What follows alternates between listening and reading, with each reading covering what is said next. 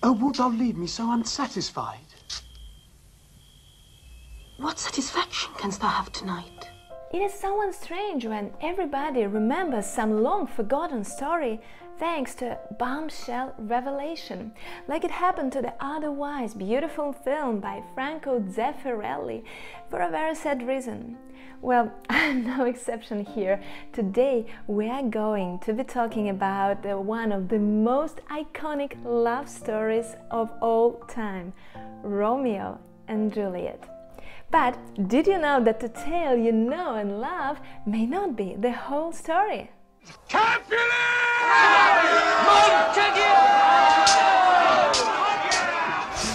Oh, look around! I suddenly found myself in the very heart of this old love story, which appears to be scandalous even without the actor's abuse case, which finally broke the surface 55 years after the premiere.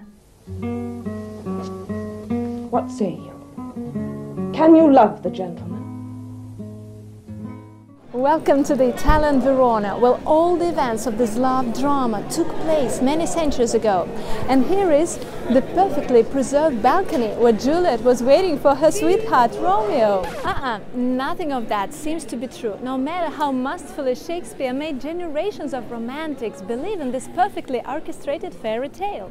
But the balcony! Fake! It was built to attract tourists in the 20th century. And her house! Nonsense! At least there is no proof behind it. But did their families exist at all? Maybe. In this video I will investigate if there is at least anything real behind this controversial fairy tale, or if the whole plot was the total unleashed flight of Shakespeare's imagination. Most of us know the basic plot of Romeo and Juliet. There are two young lovers from rival families, the Montagues and the Capolets, and their forbidden love ultimately leads to their tragic deaths. But what you may not know is that their story was not original to Shakespeare. He actually borrowed the plot from an older Italian legend and its revisions by numerous Italian and English authors. However, the most curious thing is that it looks like Romeo and Juliet might have really existed, and their story is even more tragic than Shakespeare and others presented it. Give me! Tell me not of fear! I'm always dreamt of traveling in time and places like that. Anyways, look, we have found ourselves on the outskirts of Vicenza, some 30 miles or 50 kilometers to the east of Verona. Back in 1517, that is to say exactly 80 years before the release of the Shakespearean play in 1597, here lived a guy called Luigi da Porto. Here we are standing by the more recent 18th century Neo-Palladian villa that was built on the site of the mansion that belonged to da Porto's family. Back at the time, he has been paraplegic for 5 years already due to a war wound received in 1511. This unfortunate young man is quite likely the real prototype of the fictional Romeo, at least one of the most credible ones. Wait a minute, that means he had his own Juliet, right? Exactly. The girl's name was Lucina. She was Luigi's sweetheart before her boyfriend was sent to war and got that life-changing wound. It's sad to say, but her love wasn't strong enough to extend to the now crippled war hero. Lucina put her happiness first and soon married Luigi's relative, or even it was a relative for them both. Anyways, she eventually had 2 children and apparently lived happily ever after. I'm fortune's foe! Oh, Romeo! Poor Luigi. Look, there are 2 ancient castles on the hill that are just a stone's throw from each other. Today they are often called the Castle of Romeo and the Castle of Juliet. You see, the guy was stuck in his room in the villa, looking at them every day, and it is widely believed that this view gave him additional inspiration to document his story.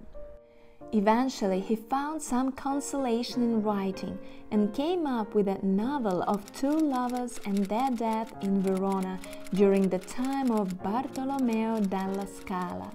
Dropping the name of this Italian dignitary was apparently an equivocal way to say that the events of the novel take place at the turn of the 14th century. This dating actually brings us close to the version of the story so heavily exploited to entertain tourists.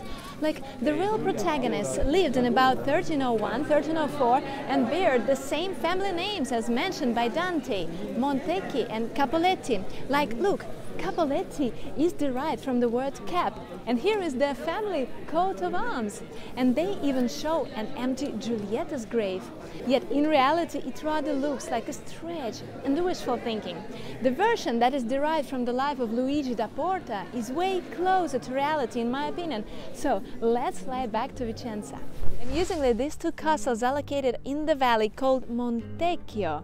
Could it be the reason why Luigi gave one of the families the slightly modified name in his novel, Del Monte, which transformed into Montecchi or Montagues in Shakespeare's version? Or is it just a tribute to the Divine Comedy by Dante, who was staying in Verona at the epoch? In his book, Luigi da Porto shares many details of their true relationship with Lucina, which would later appear in Shakespeare's play. For example, he gave his protagonists the names of Romeo and Juliet. In fact, Giulietta was the youngest sister of the real-life Lucina.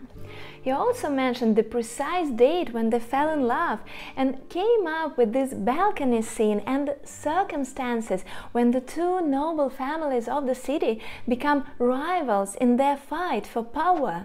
I should have been more strange, I must confess. But that overheard stare was where my true love's passion.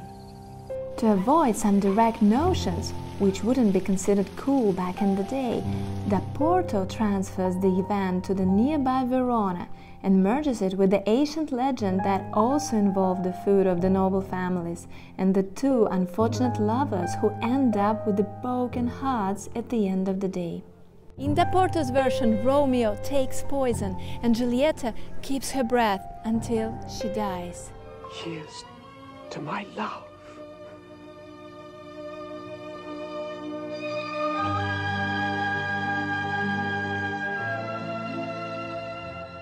How tragic and beautiful at the same time, right? No wonder that smart professional writers decided to reanimate such a fruitful plot. British Shakespeare was one of them, and in 1597 he added his own unique twists and turns. For example, some authors before him replayed everything in a way that nobody dies in the end. Shakespeare, in turn, decided to refrain from a happy ending in his version and went to elaborate on the couple's tragic death, the detail which made it one of the most well-known tales of doomed love ever. See what a scourge is laid upon your hates, that heaven finds means to kill your joys with love. But there is more to the story than just the love part.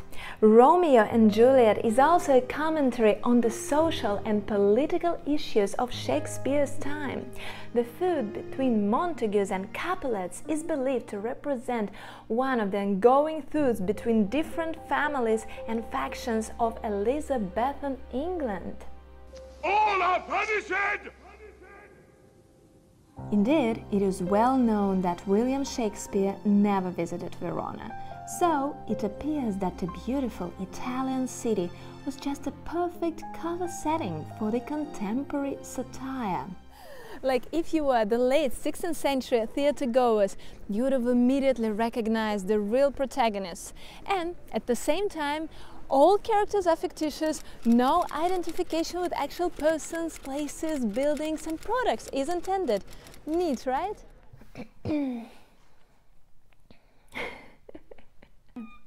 By the way, did you know that the world's #1 disclaimer was actually born thanks to one of the 20th century most notorious villains, Rasputin? I'll tell this shocking story in my next video, so be subscribed not to miss it coming. Bye!